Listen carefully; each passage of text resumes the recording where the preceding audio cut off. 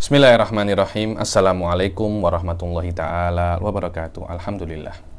Alhamdulillahirabbil alamin. Wassalatu wassalam ala sayyidil mursalin wa ala alihi wa sahbihi wa man tabi'ahum bi ihsanin ila yaumiddin. Nawaitu ta'aluma wa ta'lim wa naf'a wal intifa' wal ifadah wal istifadah wal hatha ala tamasuki bi kitabillahi ta'ala wa sunnati rasulihi wa du'a ilal huda wa dalalata alal khairi wa ibtigha'a mardatihi wa qurbihi wa thawabihi subhanahu wa ta'ala. Allahumma faqqihna fid din wa alimna ta'wil. Rabbi shrah li sadri wa yassir li amri wahlul 'uqdatam min lisani yafqahu qawli waj'al li waziran min ahli. Bismillahirrahmanirrahim.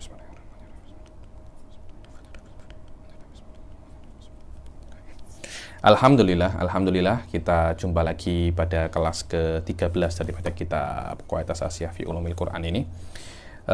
Setelah kita menyelesaikan kemarin tentang hasr wal ikhtisas, kemudian tentang hakikah wal majaz, ini masih tetap di dalam masalah bahasa ya. Dalam masalah bahasa. Ini pembahasan ijaz wal itnab.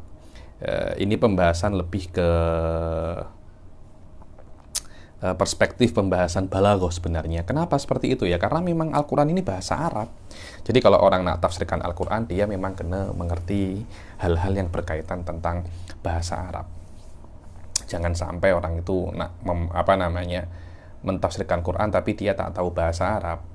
Dan memang cara yang paling benar untuk mentafsirkan bahasa Arab, mentafsirkan Al-Quran menggunakan qawaid-qawaid bahasa Arab. Jangan menggunakan qawaid-qawaid yang asing daripada bahasa Arab untuk mentafsirkan Al-Quran. Akhirnya nanti natijahnya atau hasilnya itu juga tidak oke. Karena itu sekarang kita masuk ke pembahasan daripada pembahasan bahasa Arab, pembahasan lughah, yaitu ijaz wal itnab. Apa sih sebenarnya ijaz itu? Ijaz itu sedikit lafadz tapi banyak makna. Sedikit lafadz tapi banyak tapi banyak makna. Kalau di dalam ilmu ilmu syariat namanya itu matan. Matan di dalam kitab-kitab ada kitab itu matan, syarah, hasyiyah, takrirat.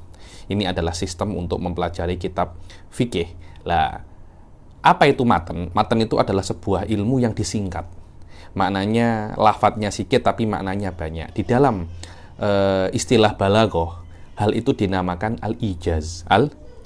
Al-ijaz maknanya sedikit lafadznya tapi banyak maknanya. Kalau mungkin di dalam perkataan Rasul, khususiat Rasul, namanya ini adalah jawami'ul kalim. Namanya adalah jawami'ul kalim. Sedikit lafadznya tapi maknanya apa? Maknanya banyak. Bahkan beberapa ulama itu dikatakan mukjizatnya Al-Quran itu apa? Dikatakan mukjizatnya Al-Quran ini ijaz. Ya ini, ijaz itu mempersingkat kata. Semakin sedikit katanya, semakin banyak maknanya, semakin kuat orang yang mengatakan lafadz itu di dalam perspektif ilmunya. Karena ini yang menurunkan Al-Quran adalah Allah. Maknanya Allah itu menggunakan lafadz sesikit-sikitnya dengan di-upload di dalam kata yang sikit itu, di-convert di dalam kata yang sikit itu makna yang banyak. Disinilah para ulama mufassirin itu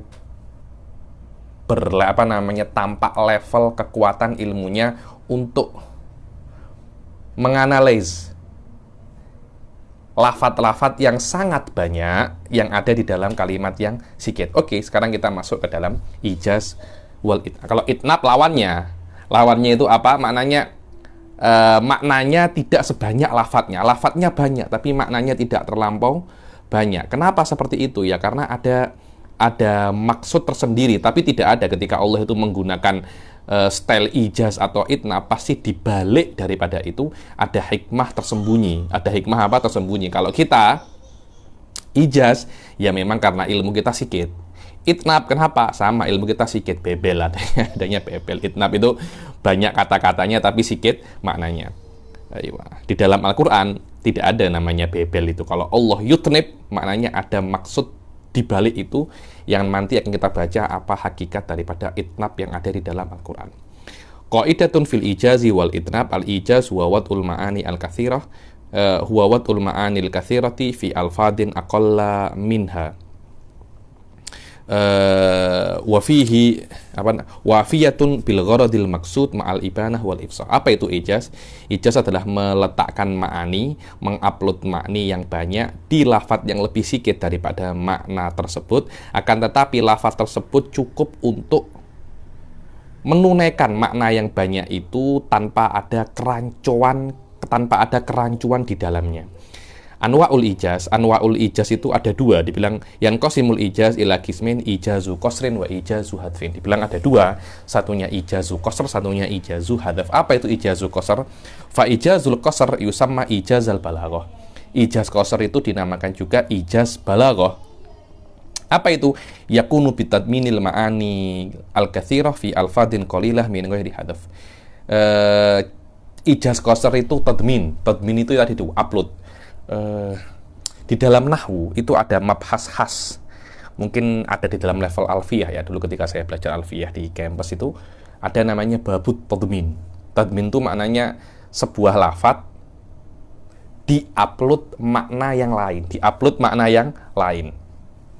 inilah yang namanya tadmin. Ada lafadz, cuma kalau kita mungkin tadminnya itu satu atau dua makna, tapi kalau Allah yudhammin, satu lafaz itu bisa ditadmin ribuan makna, ribuan makna, yaitu tidak mungkin kecuali Allah Subhanahu wa taala. Tanpa adanya hadzaf. Jadi tanpa adanya hadzaf itu dihapus salah satu lafadznya, tapi dengan adanya dalil menunjukkan bahwasanya ini ada dihapus. Di dalam ijazul qasr tidak ada yang dihadzaf. Lafadznya sama sedikit, akan tetapi makna yang diupload di dalam lafadz itu tuh sangat banyak. Dan di sini tampak mukjizatnya apa? Al-Qur'an. Contohnya apa? Kaqaulihi ta'ala walakum fil qisasi hayatun.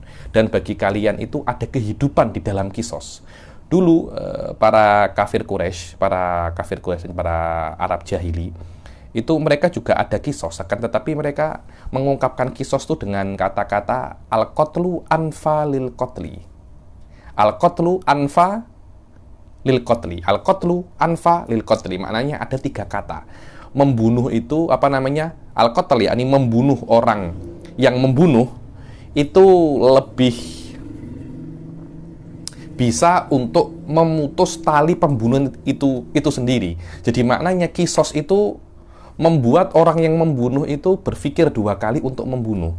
Kenapa? Karena kalau Anda membunuh, orang akan terpikir kalau saya membunuh fulan, saya pun juga akan dibunuh. Jadi untuk mengungkapkan hal ini, orang-orang kafir jahili dulu memerlukan tiga kata.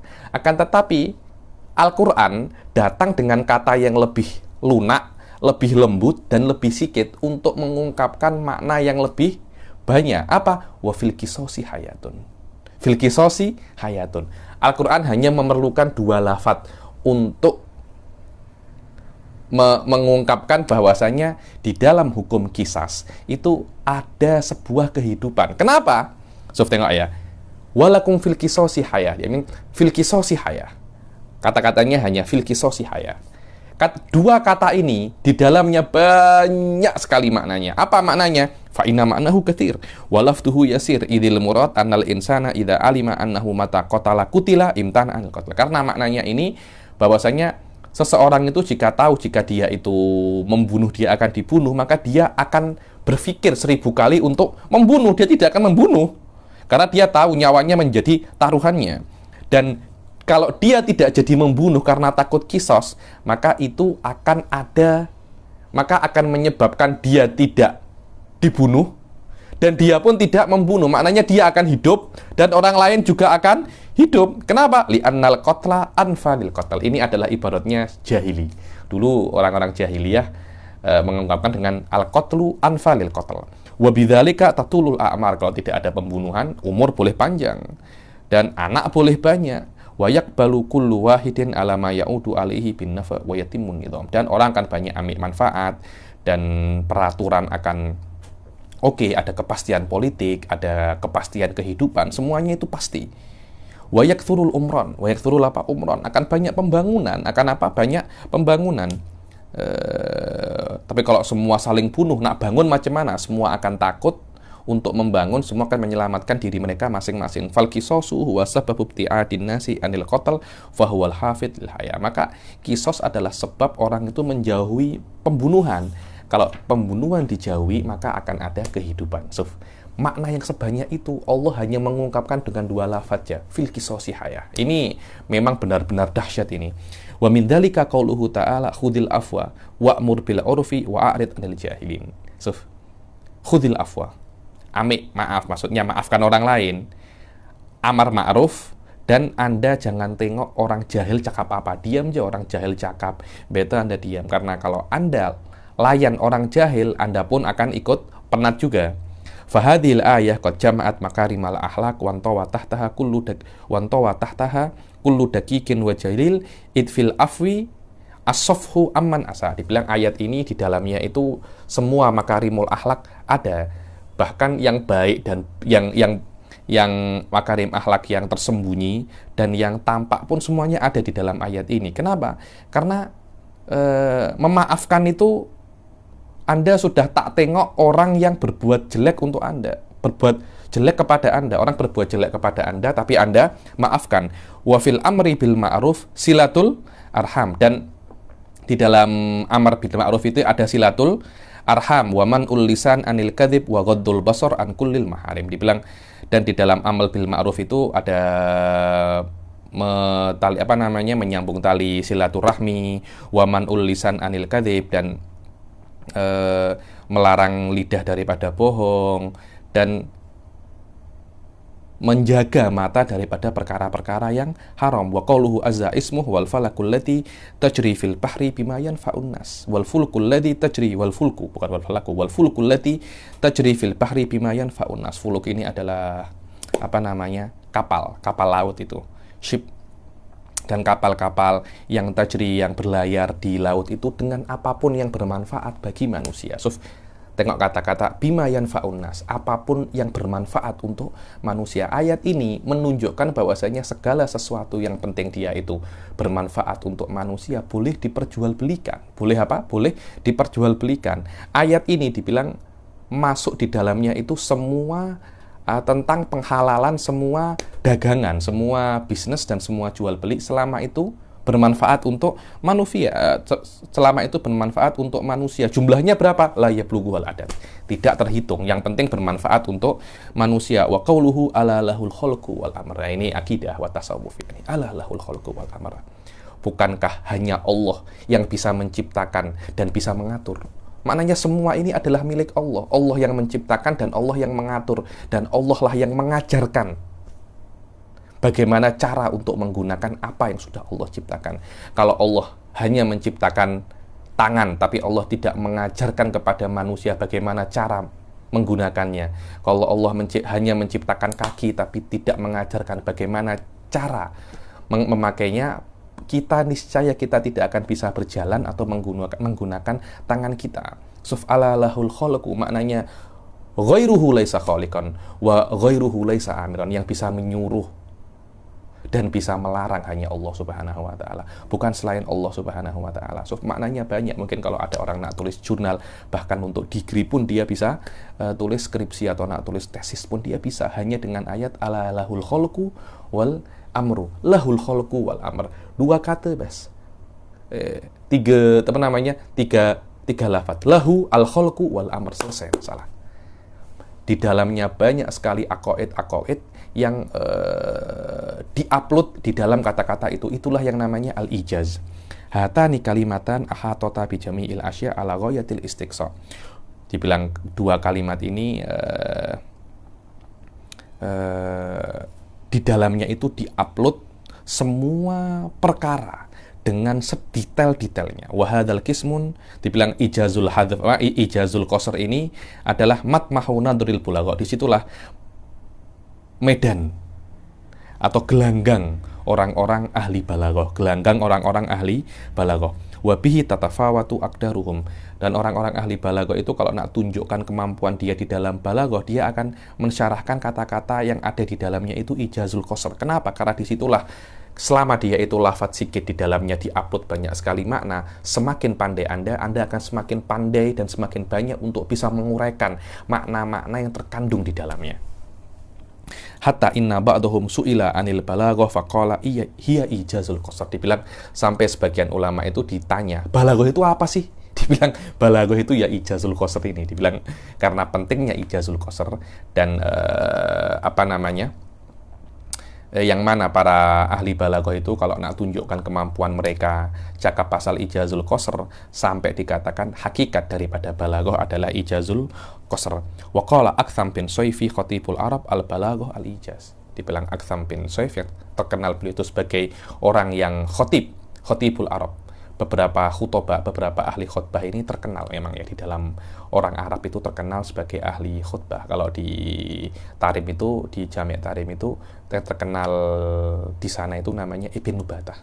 Ibn Nubatah itu kitabnya dipakai di Jami' Tarim. Beliau adalah kata silap khotib pada zaman tabi'i. Khutbahnya itu mukhtasar tapi baligh marrah ya.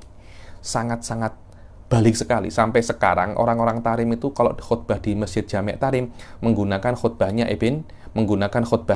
Ibn Nubatah. Dan di antara khutbah yang terkenal itu juga abangnya Imam Ghazali Ahmad. Begitu pula ini Aktham bin Soyfi. Ketika ditanya dibilang al-balaghah al-ijaz. Balaghah itu ya ijaz itu sendiri karena saking pentingnya, karena terlampau pentingnya ijaz. Wa minhu qauluhu ta'ala, di antara ijazul qasr, innallaha ya'muru bil adli wal ihsan wa ita'i dzil qurba wa yanha 'anil fahsya'i wal munkari wal baghi ya'idukum la'allakum tadhakkarun. Itu kalau di dalam Indonesia pasti itu setiap khotib Jumat sebelum mengakhiri khutbah yang kedua pasti ada ayat ini. Ayat ini memang bukan sering disebutkan oleh para khutbah, bukan saja, bukan tiada makna, tapi memang di dalam ayat ini jama'a fihi al-awamir wan nawahi, semuanya. Apa yang diperintahkan oleh Allah dan apa yang dilarang oleh Allah, semuanya dikumpulkan di dalam ayat ini. So, fa innal adla huwa siratul mustaqim al-mutawassit baina tarafail ifrat wa tafrid. Adl itu apa? Adl itu adalah jalan tengah antara ekstrim kanan atau ekstrim kiri. Ekstrim kanan itu terlampau ekstrim beribadah. Ekstrim kiri ini terlampau ekstrim tidak beribadah. Wasat. Jangan terlampau kanan atau terlampau kiri. Wal muma bihi ila jami'il wajibah fil i'tiqad wal akhlaq al ubudiyah. Dibilang yang ini yang oleh Rasul sallallahu alaihi wasallam itu direkomendkan kalau Anda Islam jangan terlampau kanan, jangan terlampau kiri, di dalam akidah pun sama, di dalam akhlak pun sama, di dalam beribadah pun sama. Tak ya bangun malam sholat 1000 rakaat, jangan macam tuh. Biasa aja 2 rakaat, 2 rakaat, 4 rakaat cukup. Jangan tidak bangun malam sama sekali. Juga jangan bangun malam terus 1000 rakaat. Anda tidak akan kuat. Wal ihsan wal ikhlas fi wajibatil ubudiyah li tafsirihi fil hadis bi qoulihi anta abudallah ka'annaka tarahu. Innallaha ya'murukum bil adli. Adli itu tengah-tengah, tidak terlampau kanan, tidak terlampau kiri. Ihsan itu apa? Ihsan itu adalah ikhlas. Ihsan itu adalah apa? Ikhlas. Yang mana ihsan itu diisyatkan dalam hadis Jibril bahwasanya ikhlas itu apa? Anda itu beribadah kepada Allah seperti Anda itu melihat Allah. Kalian itu beribadah dengan mengikhlaskan di dalam niat. Waqifan fil khudu akhidan uhbatal hidir ila mala yahsa. Berhati-hati. Ya mungkin kalau ibadah Anda diterima, kalau tidak terus seperti itu. Itulah yang namanya apa? Ihsan. Wa ita idil kurba wa ziyadah alal wajib minan nawafil hadza fil awabir. Dibilang begitu pula di dalam beribadah, jangan Anda itu hanya berbuat perkara-perkara yang wajib, tapi di atas wajib Anda berbuatlah perkara-perkara yang sunnah. Semua hal ini hanya, dan sunnah-sunnah itu banyak ya, maknanya jangan buat wajib saja, buat sunnah, dan Anda harus ikhlas, dan Anda harus tidak ekstrim kanan, tidak ekstrim kiri. Semua makna yang banyak itu oleh Allah disebutkan dalam beberapa kalimat. Innallaha ya'muru bil adli wal ihsan wa ita'i dzil qurba. Adapun larangan-larangan Allah itu oleh Allah semuanya diupload di dalam kata-kata wa yanha 'anil fahsya'i wal munkari wal baghi. Allah itu melarang kalian fahsya. Fahsya itu apa? Al-isyarah ilal quwwah syahwaniyah. Dibilang kepada perkara maksiat-maksiat yang dilandasi daripada syahwat, mencium yang bukan muhrimnya, berzina, memegang yang bukan muhrimnya, melihat yang bukan muhrimnya, semua itu adalah maksiat-maksiat yang berlandaskan daripada syahwat dan hawa nafsu. Begitu pula al-munkar wahwal ifrat al-hasil min atharil ghadabiyah au kullu muharramin syar'an. Dibilang semua perkara-perkara yang ekstrim kanan, maknanya perkara yang lebih, yang terjadi sebab, bukan sebab syahwat, tapi sebab marah. Karena orang kalau marah dia akan buat apapun. Orang kalau marah akan maki, orang kalau marah akan pukul, orang kalau marah akan buat macam-macam, akan buat macam-macam. Dan setiap perkara yang haram itu namanya mungkar. Dan perkara yang haram itu banyak ya. Banyak, semuanya oleh Allah diupload di dalam kata-kata mungkar wal baghi. Apa itu baghi? Al baghi huwa al isti'la al faid anil wahmiyah. Jadi Anda mengira diri Anda itu lebih tinggi daripada yang lain. Itu namanya baghi. Kalau Anda sudah merasa seperti itu, dari situ akan banyak sekali perbuatan-perbuatan yang kurang elok. Anda sombong, Anda meremehkan, Anda memukul. Kenapa? Ini derajatnya lebih rendah daripada saya. Engkau ini siapa? Aku ini anaknya Fulan, aku ini anaknya Alan. Engkau ini siapa? Terus, karena itulah yang namanya apa? Baghi. Itulah yang namanya apa? Baghi. Walihada qala Ibnu Mas'udin radhiyallahu taala anhu, ma fil Qur'an ayatun ajma' lil khair wa syarr min hadhil ayah akhrajahu fil Mustadrak. Dibilang Ibnu Mas'ud mengatakan tidak ada di Al-Qur'an itu ayat yang lebih banyak di dalamnya itu terkandung larangan dan perintah-perintah Allah daripada ayat-ayat ini. Dan yang kedua daripada macam ijaz adalah ijazul hadaf. Apa itu ijazul hadaf? Ijazul hadaf itu di-upload juga, ada di-upload makna-makna yang banyak di dalam satu lafadz, ada di-upload makna-makna yang banyak di dalam lafadz. Akan tetapi lafadz tersebut itu ada semacam apa namanya? Lafadz tersebut ada yang dihapus. Lafadz tersebut ada yang dihapus daripada konteksnya. Cuma ketika dihapus itu ada yang menunjukkan bahwasanya perkara itu dihapus. Tidak bisa ya Anda itu menghapus sebuah lafadz tanpa Anda menunjukkan bahwasanya di situ ada yang dihapus. Tidak bisa seperti itu. Setiap yang dihapus harus ada apa namanya qarinah atau dalail atau amarah untuk bahwasanya menunjukkan ada yang dihapus. Kalau Anda menghapus tanpa ada qarinahnya, ada semacam ada semacam kerancuan. Akhirnya Anda membuat orang itu tidak paham apa yang Anda katakan. Lah, perkara ini namanya apa? Ijazul hadaf. Ijazul hadaf. Yakunu bihadfi syai'in minal ibarah la yukhillu bil faham ma'a wujudi ma yadullu alal mahdhuf min qarinatin laftiyah au ma'nawiyah. Dibilang ijazul hadaf itu dengan cara menghapus beberapa lafadz daripada konteks, akan tetapi yang dihapus itu ada qarinah atau tanda yang menunjukkan bahwa di dalam lafadz ini ada yang dihapus.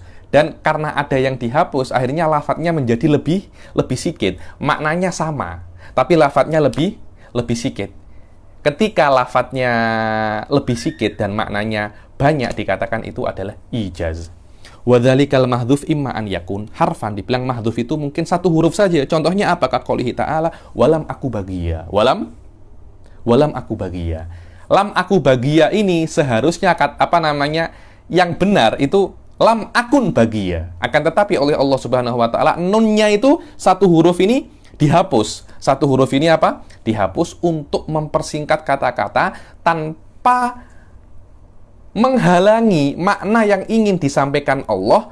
Makna yang ingin disampaikan Allah itu lam akun bagia boleh untuk disampaikan oleh Allah dengan lafadz yang lebih sikit, yaitu lam aku bagia, dengan menghapus nun.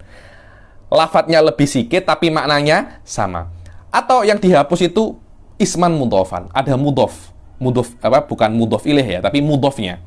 Nahwu wajahidu fillahi haqqa jihadihi, dan berjihadlah kepada Allah. Loh, apa? Pada Allah ini apa? Karena itu jihad itu bukan kepada Allah tapi pada jalan Allah. Sebelum lafzul jalalah ada lafadz mudhof yang dibuang, yaitu sabil, fi sabilillah. Dan kalau Anda i'raf sabilillah, sabil itu adalah mudhof wa lafzul jalalah mudhofun ilaihi. Au isman mudhofan ilaihi. Sekarang yang dihadzaf bukan mudhofnya tapi mudhof ilaih. Nahwu wa adna Musa 30 lailatan wa abnamnaha bi asyri. Bi asyri layalin. Layalin ini mudhofun ilaih, tapi dia tidak disebutkan oleh Allah. Kenapa? Karena kata-kata dengan asyrin pun orang sudah mengetahui bahwasanya maknanya ini adalah asyri layalin. Au isman mausufan. Atau yang dihadzaf adalah mausuf, bukan sifatnya tapi apa? Mausuf. Contohnya apa? Kaqoulihi ta'ala man taba wa amila sholihan, ay wa amila amalan sholihan. Sholihan ini adalah sifat, amalan dihadzaf oleh Allah, mauqi'nya adalah mausuf. Terus tahu dari mana itu ada yang dihadzaf? Karena amila sholihan, sholihannya itu adalah sifat. Lah, sifat tidak mungkin ada kecuali ada mausuf. Aus isman sifatan, atau yang dihadzaf itu adalah sifat. Nahwu fazadathum rijsan mudhafan ila rijsihim, ay mudhafan ila rijsihim. Rijsan ini adalah mudhaf adalah mausuf. Setelah rijsan ada sifat yang mahdhuf. Kenapa? Kalau tidak ada kata-kata mudhafan, niscaya ayat ini maknanya itu akan rusak. Untuk tidak rusak, harus ditakdirkan ada sifat yang mahdhuf. Au syarton nahwu fattabi'uni yuhibbukumullah. Dibilang, ikutilah aku. Jika kalian mengikutiku, maka Allah akan mencintai kalian. Kalau tidak ada kata-kata intattabi'uni, maka konteks gramatikal bahasa Arab di sini akan rusak, karena jawab ini adalah yuhibbukumullah adalah jawab syarat lah. Kalau ada jawab syarat tapi tidak ada syaratnya, macam mana? Atau syaratnya mana? Mahdhuf ilaihi. Tahu dari mana mahdhuf? Min siyakil kalam, daripada konteks. Au jawabu syartin nahwu walau tara id wuqifu 'alan nar. Ada sekarang yang mahdhuf bukan syaratnya tapi apa? Jawabu syarat. Jawabnya. Kalau kau melihat ketika orang-orang kafir itu diberhentikan di depan neraka. Apa? Jika mana jawabnya? Mahdhuf. Kenapa di mahdhuf? Agar otak Anda itu membayangkan perkara-perkara yang sangat banyak sekali. Karena apapun yang Anda bayangkan masih tidak akan bisa mengungkapkan bagaimana pemandangan kejadian ketika orang-orang kafir itu ditunjukkan, ini loh rumah kalian nanti. Di depannya ada neraka. Di depannya ada apa? Neraka.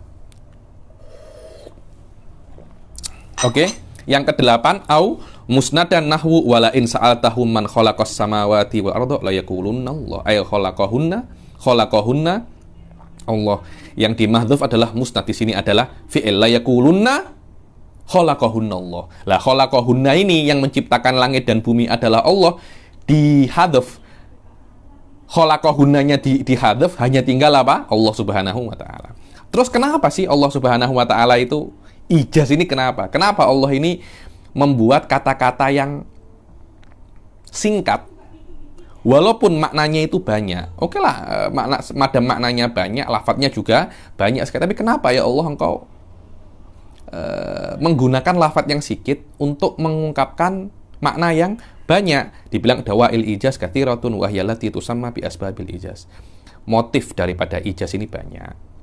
Namanya adalah faktor-faktor ijaz, sebab-sebab ijaz. Wa minha mujarradul ikhtisar wal ihtiras anil abathi lidzuhurihi. Yang pertama adalah memang untuk mempersingkat biar tidak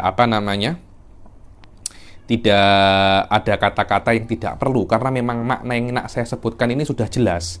Dan yang kedua adalah at-tambih ala anna zaman yataqasar anil ityan bil mahdhuf. Dibilang waktunya tak cukup kalau saya nak ungkapkan semua dengan lafadz yang sama, maknanya banyak, lafadznya banyak, waktunya tak cukup. Jadi saya pilih lafadz yang sedikit untuk mengungkapkan makna yang banyak, agar waktu saya yang sedikit itu cukup. Dibilang di dalam nahwu itu ada bab namanya al-ighra wal wat tahdhir. Dibilang Allah. Biasanya kalau di dalam tahdir itu al-asada. Dibilang hati-hati, ada singa. Singanya sudah lari. Hati-hati, ada singa lari ingin menerkam Anda. Alamak, jauh panjang sangat itu lafadz. Hati-hati, ada singa lari ingin masih ada singa lari. Singa sudah menerkam Anda. Terlampau banyak lafadznya. Jadi orang-orang itu waktunya untuk menghindar sudah tidak cukup. Akhirnya digunakanlah lafadz namanya tahdir. Cuma Anda mengatakan al-asada, cukup. Al-asada. Hati-hati ada singa. Oh, singa, langsung dia pergi, itu namanya tahdzir, itu namanya juga ijaz. Wa annal istighal bi dzikrihi yufti ila tafwidil muhim. Kalau disebutkan semua, yang penting malah tidak tersampaikan. Wa hadhihi ya faedatu babit tahdzir wal iqra. Dibilang inilah faedah bab tahdzir dan bab iqra yang ada di dalam nahwu. Wa qad ijtama'a fi qoulihi ta'ala naqatallahi wa suqiyaha. Dibilang Nabi Syuaib naqatallahi wa suqiyaha. Dibilang onta Allah. Bukan Nabi Syuaib, Nabi Soleh naqatallahi wa suqiyaha. Ketika Nabi Soleh membawa unta pada kaumnya, naqatallah, bukan zaru, bukan apa namanya, bukan naqatallah. Apa ini? Zaru naqatallah, hati-hati, jangan engkau ganggu ontanya Allah ini. Naqatallah, ketika itu sudah nak bunuh ontanya Allah, tapi naqatallah, dikasih peringatan dahulu agar tidak membunuh, tapi tetap juga dibunuh. Wasuqiyaha, ilzamu suqiyaha, hati-hati, ini adalah ontanya Allah, dan teruslah kalian memberi minum onta ini. Wa minha at-tafkhim wal i'dham lima fi minal idham. Dibilang ada tafkhim wal i'dham, maknanya perkara yang sengaja saya tidak sebutkan karena perkara ini sangat besar. Kata-kata tidak mampu untuk mengungkapkan apa yang akan terjadi ini. Wa minhu qauluhu ta'ala wasafa ahlal jannah fi wasfi ahlil jannah hatta idza ja'uha wa futihat abwabuha, sampai untuk mensifati bagaimana surga itu, sampai mereka itu ketika mereka datang kepada pintu surga dan mereka membuka pintu surga, yang mereka lihat itu tidak bisa diungkapkan dengan kata-kata. Sampai jawabnya sampai di hadaf fahudhifal jawab. Idh kana wasfu majdunahu wa yalqunahu inda dzalika la yatanaha faja'alal hadfa dalilan ala dzikil kalam an wasfi ma yusyahidunahu. Dibilang sengaja dihapus karena lafaz tidak bisa untuk mengungkapkan bagaimana nikmat-nikmat surga. Wa tarakatin nufus tuqaddiru ma sya'atu wa la tablughu ma dzalika kunha ma hunalik. Dibilang Allah Subhanahu wa taala tidak menyebutkan jawabnya untuk membiarkan jiwa itu mereka-reka apa yang ada di surga, apapun yang mereka kira di dalam hati mereka, masih surga lebih besar daripada apa yang ada di dalam hati kalian. Kenapa? Fiha ma la ainun ra'at wala udhunun sami'at wala khatara ala qalbi bashar. Karena manusia itu tidak akan bisa untuk mereka-reka kecuali apa yang sudah dia dengar dan dia lihat. Sedangkan di surga ada perkara yang tidak Anda lihat dan tidak Anda reka. Maknanya apapun yang Anda kira di dalam jiwa Anda ada di dalam surga, yang hakikat di dalam surga lebih besar daripada apa yang Anda kira. Lah, perkara itu tidak bisa diungkapkan dengan kata-kata, sengaja oleh Allah tidak diungkapkan agar manusia itu rindu untuk masuk surga, rindu untuk masuk surga. Wa kadza qauluhu walau tara id wuqifu 'alan nari ay la ra'aita amron fadian la takadu tuhitu bil ibarah. So, tengok, kalau Anda tengok orang-orang kafir itu ketika mereka berhenti di depan neraka, tengok neraka, apa yang Anda bayangkan? Yakni, ini neraka, ini adalah tempatmu. Kata-kata apa yang bisa untuk mengungkapkan apa yang terjadi kepada orang-orang kafir pada waktu itu? Oleh Allah sengaja dihadaf agar manusia itu takut kepada neraka. Wa minha at-takhfif li kathrati dawranihi fil kalam kama fi harfin nida nahwu Yusuf a'rid. Dibilang kadangkala untuk meringankan kata-kata karena sudah sering disebutkan. Contohnya Yusuf a'rid, seharusnya ya Yusuf, ya Yusuf. Tapi kalau harfun nidanya itu dibuang menjadi apa? Yusuf. Wa minha ri'ayatul fasilah, yakni Quran kan setiap fasilahnya kan sama.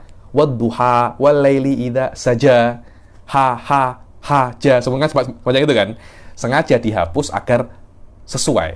So, ma wadda'aka rabbuka wa ma qala, ma wadda'aka qolaka. So, ma wadda'aka rabbuka wa ma qolaka. Tapi kalau wadduha wal laili idza saja, ma wadda'aka rabbuka wa ma qolaka, kan macam tak sesuai dengan ayat sebelumnya kan. Karena itu kafnya dihilangkan. Ma wadda'aka rabbuka wa ma qola, kafnya dihilangkan. Dan di dalam bahasa Arab, di dalam nahwu, menghapus maf'ul bih itu tidak apa-apa. Di dalam alfiyah wa hadfu fadlatin ajis in lam yadir kahadfi masiko jawaban wahusir. Dibilang Anda menghapus fadlah tidak ada masalah. Dan di antara fadlah itu adalah fadlah ini sisa atau perkara yang tidak wajib disebutkan. Di antaranya adalah maf'ul. Berbeza dengan umdah. Umdah itu adalah perkara yang memang tidak bisa difahami perkataan kecuali dengan itu. Contohnya apa? Fa'il. Fa'il tidak bisa dihadaf, tapi maf'ul boleh dihadaf. Minha ri'ayatul fasilah nahwu ma wadda'aka rabbuka wa ma qala ay wa ma qalaka wal itnab. Setelah kita selesaikan masalah ijaz, sekarang kita masuk ke apa? Sekarang kita masuk ke al-itnab. Apa itu itnab? Itnab itu adalah ziyadatul lafzi alal ma'na li fa'idatin au huwa ta'diyatul ma'na bi ibaratin zaidah an muta'arofi awsatil bulagha. Dibilang itnab adalah lafadznya lebih banyak daripada maknanya, tapi karena ada faedah tersembunyi. Atau secara lebih jelasnya lagi adalah mengungkapkan makna dengan lafadz yang lebih panjang daripada apa yang terkenal di dalam uruf balaghah, karena ada faedah. Apa faedahnya? Takwiyatihi wa tauqidihi, untuk menguatkan makna ini. Maknanya makna yang nak saya sampaikan ini penting, karena itu saya ulang-ulang. Ada namanya takkidul lafzi, jaa zaidun zaidun. Ada semacam takkid. Kenapa? Karena maknanya ini sangat penting sekali. Dan Al-Qur'an tidak ada kata-kata yang terulang tanpa adanya makna. Tidak ada. Hasyu wa tatwil ini lafadznya ada tapi maknanya tidak ada, itu namanya hasyu wa tatwil. Di dalam Al-Qur'an tidak ada seperti itu. Semua lafadz yang ada dalam Al-Quran semuanya mempunyai makna. Walaupun ada itnab, walaupun ada pengulangan kisah, walaupun ada pengulangan lafadz, itu ada makna tersembunyi yang kita kena cari makna itu. Fahuwa asasul balaghah wa mizanul fasahah. Karena ketika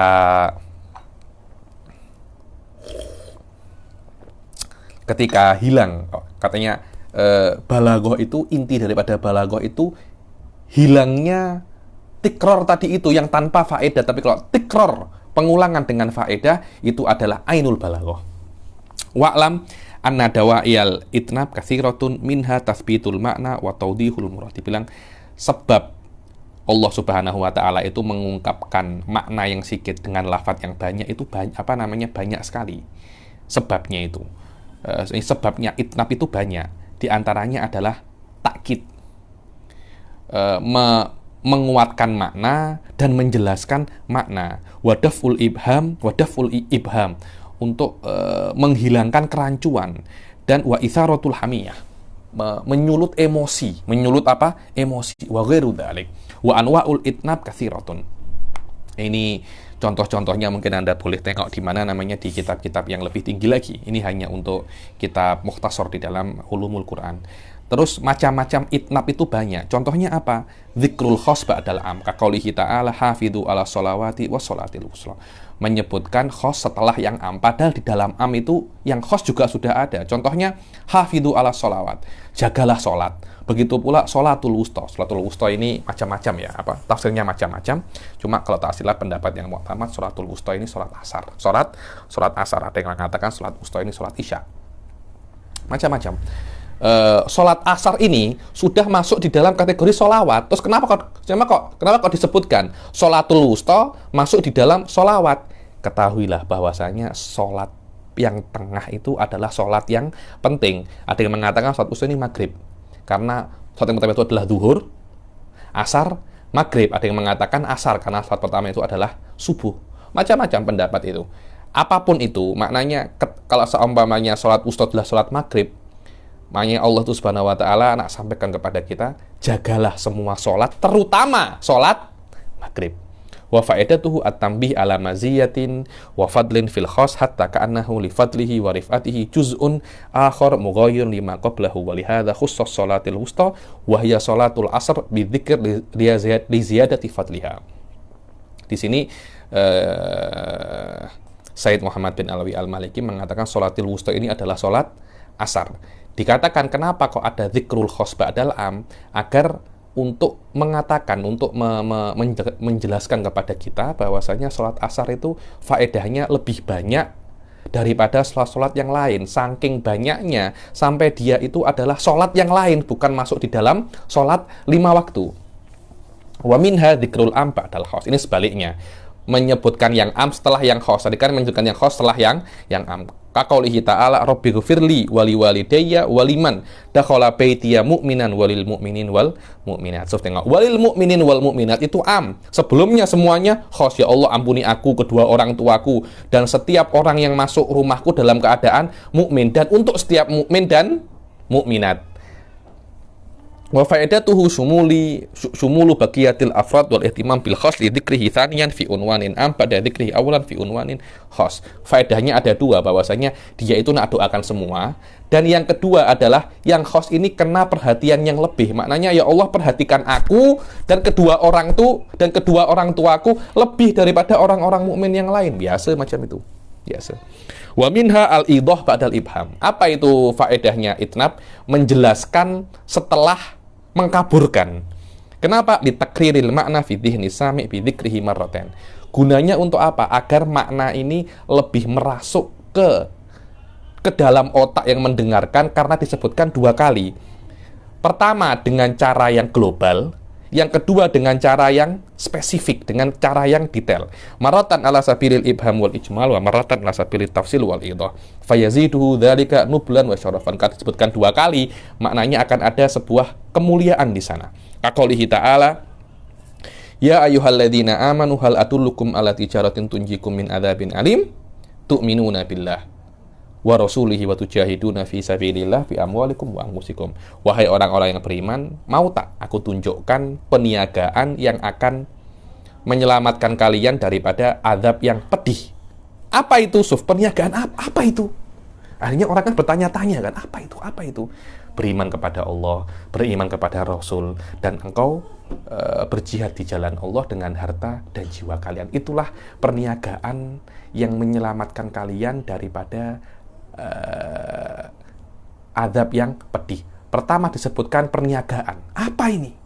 Apa itu perniagaan? Tu'minuna billah. Lah, inilah yang namanya idah ba'dal ibham. Dan yang setelahnya adalah qasdul isti'ab.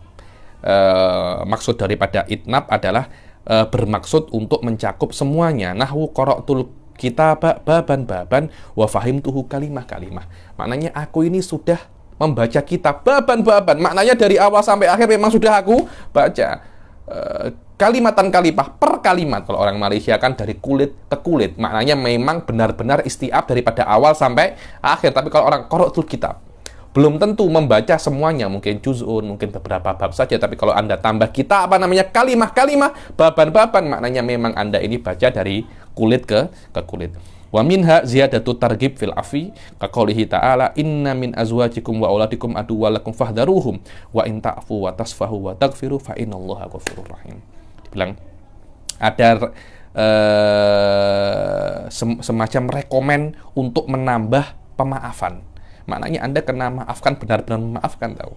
So, tengok, inta'fu wa tasfahu wa taghfiru, sama maknanya. Maknanya kalau istrimu itu kan, istrimu dan anakmu itu musuhmu ya, namanya istri ya, pasti inna min azwajikum, di antara istri-istri kalian dan di antara anak-anak itu ada yang musuh kalian. Tidak semua istri itu baik, tidak semua anak itu baik, tidak semua suami itu baik. Memang ada yang baik dan ada yang tak baik. Tapi sejahat-jahatnya anakmu masih tetap anakmu, sejahat-jahatnya suamimu tetap suamimu, sejahat-jahatnya istrimu tetap istrimu. Anda kena maafkan oleh Allah, diulangi maaf itu 3 kali, 3 kali. Kenapa? Karena memaafkan keluargamu itu adalah perkara yang sangat direkomendkan oleh Allah Subhanahu wa taala. Wa minha at-targhib fi qabulin nusuh bi istimalatil mukhatab li qabulil khitab. Dibilang maksud yang terakhir adalah merekomenkan, mensupport untuk amik nasihat, untuk menerima nasihat. Jadi oleh Allah itu disebutkan berulang-ulang agar mereka itu menerima nasihat. Contohnya apa? Wa qala alladziina amanu wa qala alladzi amana ya qaum ittabi'uni ahdikum sabilar rasyad ya qaum innama hadhil hayatud dunya mata' wa innal akhirata hiya darul qarar. Fa fi takriri ya qaum, tengok, ya qaum, ya qaumi itu ada dua kali disebut. Seharusnya 1 kali itu cukup. Cuma kenapa sebutkan 2 kali? Biar kaumnya itu merasakan bahwasanya memang orang ini benar-benar nasihati kita. Karena itu dia mengulang kata-kata ya qaum itu berapa? 2 kali. Fa fi takrir ya qaum ta'tifun liqulubihim hatta la yashku fi ikhlasi lahu fi nusih. Di pengulangan itu ada semacam taktif, amik hati daripada kaum itu agar mereka itu tidak mengira dan tidak ragu dengan memang keinginan untuk menasihati mereka. Oke, sekarang kita masuk ke qaidatun fi tashbihihi wa si'aratihi. Tashbih ini apa ya? Al-Qur'an itu sering menyamakan atau memiripkan beberapa hal. Lah, kalau ada kata-kata ka, mithil itu namanya tashbih. Isti'arah ini apa? Isti'arah ini sama majaz. Dia dan majaz dan isti'arah ini hampir sama. Cuma majaz ini lebih khusus. Majaz ini adalah isti'arah ini adalah majaz. Satu kata diungkapkan untuk makna yang lain, tapi hubungannya kata ini dengan makna yang lain ini, hubungannya adalah kemiripan. Kalau hubungannya bukan kemiripan, namanya majazun mursal. Mananya apa? Majazun mursal. Kalau hubungannya itu kemiripan, namanya isti'arah. Namanya apa? Isti'arah. Nanti ada yang namanya kinayah. Ada sedikit beza antara majaz dan kinayah. Apa bezanya? Kalau majaz itu, Anda kena memakai makna yang kedua. Tapi kalau kinayah, Anda boleh pakai makna yang pertama dan boleh pakai makna yang kedua. Dua-duanya boleh. Majaz tak boleh. Hanya makna yang pertama. Terus tasbih macam mana? Tasbih itu tidak ada majaznya. Cuma Allah menyamakan antara perkara awal dan perkara yang kedua dengan lafadz kaf atau dengan lafadz mithil atau lafadz-lafadz yang lain yang menunjukkan adanya persamaan. Kita tengok contohnya. At-tashbih nau'un min asyrafi anwa'il balaghah wa a'laha. Dibilang tashbih itu termasuk balaghah yang paling mulia, yang paling tinggi. Qalal mubarrid fil kamil. Law qala qailun huwa aktsaru kalamil arab lam yaqut. Dibilang Mubarrid, salah seorang ulama bahasa, kalau ada yang mengatakan bahwasanya tashbih itu adalah majority kalam Arab itu adalah tashbih, yakni lam yaqut, tak jauh. Yakni maknanya itu yang mu'tamad. Maknanya majority kalamnya Arab itu adalah tashbih.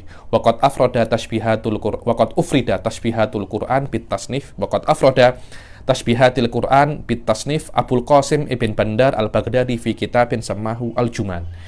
Abul Qasim bin Bandar mengumpulkan semua tashbihatul Qur'an di dalam kitabnya apa? Juman. Wa arrafahu jama'atun wa minhum Sakaki. Sakaki ini termasuk ulama-ulama balaghah yang mantiki dia, yang mantiki. Bi annahu dalalah ala musyarakati amrin li amrin fi makna. Maknanya tasbih adalah menunjukkan adanya persamaan di dalam makna antara dua perkara. Itu namanya apa?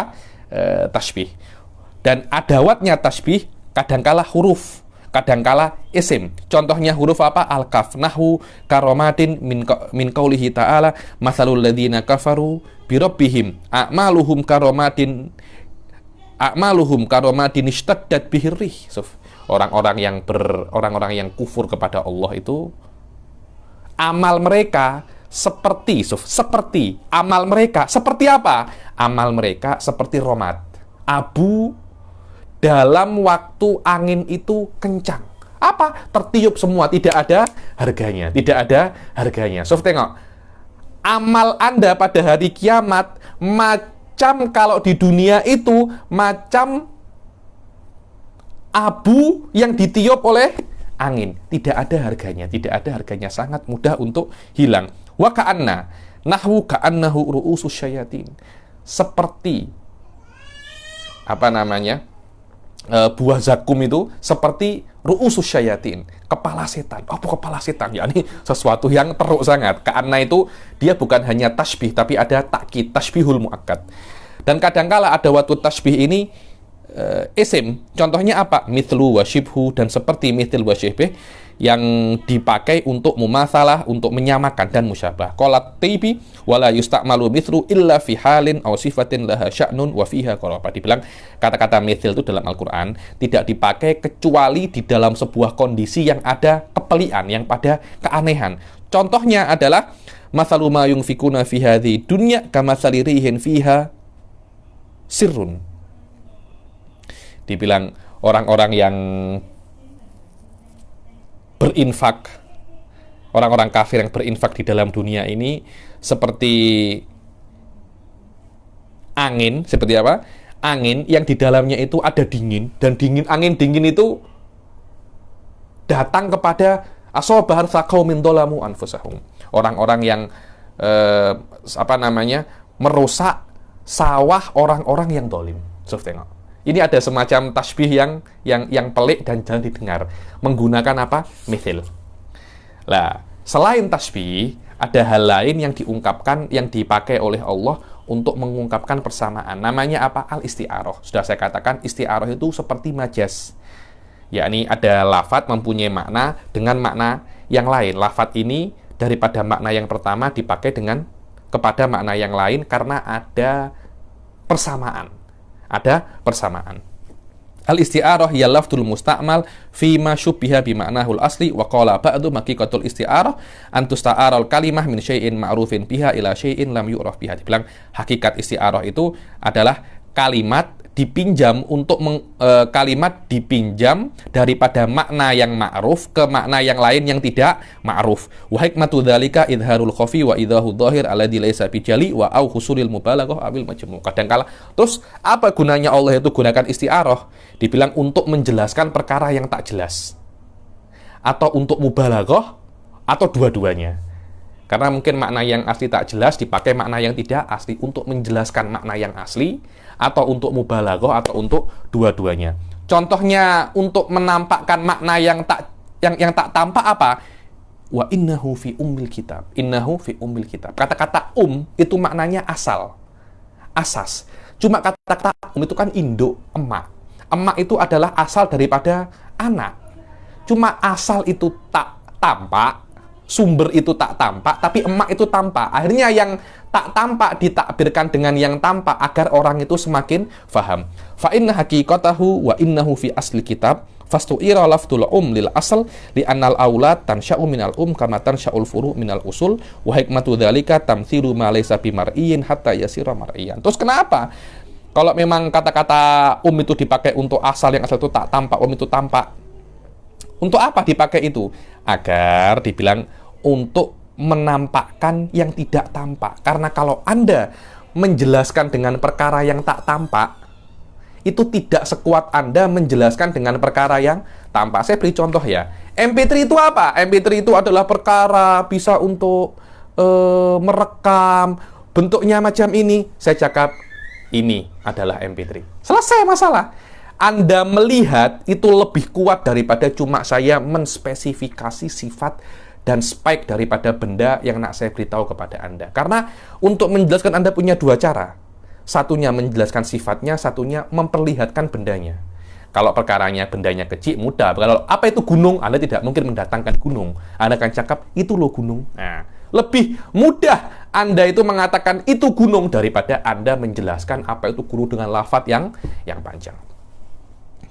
Hatta yasira mar'iyan fayantaqilu sami' min haddis sama ila haddil ayan wa dzalika ablaghu fil bayan. Dibilang, maka yang mendengar itu daripada pendengaran akan berpindah ke penglihatan, dan melihat itu lebih kuat daripada mendengar, karena di dalam bahasa dikatakan laisal khabaru kal mu'ayyan. Nah, dibilang pendengaran itu tak macam Anda tengok sendiri. Anda dengar khabar, oh fulan, tapi Anda tengok sendiri. Lebih kuat Anda tengok sendiri daripada Anda mendengar daripada orang. Wa mithalu idahu ma laysa bijaliyin liyasira jaliyan qauluhu ta'ala wakhfid lahum janahadulli. Menjelaskan yang tak jelas untuk menjadi jelas. So, tengok ayatnya Allah, wakhfid lahum janahadul. Ini adalah akhlak kepada orang tua. Tundukkan sayap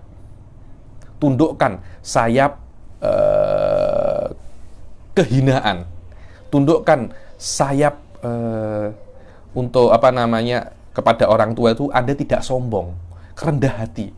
Tundukkan sayap kerendah hatian kepada kedua orang tuamu. Maknanya jangan Anda berjalan macam ini, berjalan sikit semacam ini kepada kedua orang tua. Fa innal murada amrul walad bidzulli liwalidayhi rahmatan fastu'ira lidzul awalan janib. Dibilang makna ayat ini adalah Allah menyuruh kita untuk tidak sombong dan tinggi hati kepada kedua orang tua. Akhirnya kata-kata janib ini janib. Kita kan kalau tunduk kan macam ini kan, kata-kata janib digunakan dengan kata-kata dzul itu kerendah hatian, thumma lil janib janah. Kemudian janib ditakbirkan dengan ungkapan janah, sayap. Kenapa? Karena janib itu Anda tidak akan bisa untuk menundukkan dengan sempurna. Karena Allah nak cakap tundukkan egomu di depan kedua orang tuamu itu serendah-rendahnya sampai menyentuh tanah. Dan janibmu ini, janib itu ini loh, ini apa namanya, lempingmu tidak akan bisa untuk menyentuh tanah. Tapi kalau sayap, burung-burung itu kalau nak tunduk sayapnya akan apa namanya, akan menyentuh tanah. Karena itu khuduknya burung di dalam penglihatan lebih dahsyat daripada khuduknya manusia. Karena itu dipinjam sayapnya burung untuk mengungkapkan bahwasanya anta kena tunduk kepada kedua orang tua anta, kena hormat kepada kedua orang tua anta sampai full seperti tunduknya burung ketika dia itu menundukkan sayapnya di tanah. Summa lil janibi janahun wa taqdir isti'arah al-qaribah waqfid lahuma janibadzul ay ikhfid janibaka dzullan wa hikmatul isti'arah fi hadza ja'lu ma laysa bimar'iyyin mar'iyan li ajli husnil bayan. Hikmahnya adalah menunjukkan dan menjadikan perkara yang tak tampak itu menjadi tampak untuk husnul bayan, penjelasan yang sangat baik. Wala makanal murad khafdu janibil walad lil walidain bihaitsu la yabqal walad minadzul lahuma wal istikanah mumkinan ihtija ila isti'arah. Jadi maknanya kan ayat ini kan maknanya Anda ini kena hormat kepada orang tua ini, hormat yang full sampai ujung. Tidak boleh tersisa sedikit pun ketidakhormatan kepada kedua orang tua kalian. Dan itu tidak bisa digunakan kecuali dengan meminjam kata-kata janah, sayap burung, sayap burung untuk menunjukkan ketika burung itu menunjukkan sayapnya sampai menyentuh tanah, sampai menyentuh. Kalau Anda menunduk, Anda tidak bisa menunduk sampai menyentuh tanah, tapi burung itu bisa.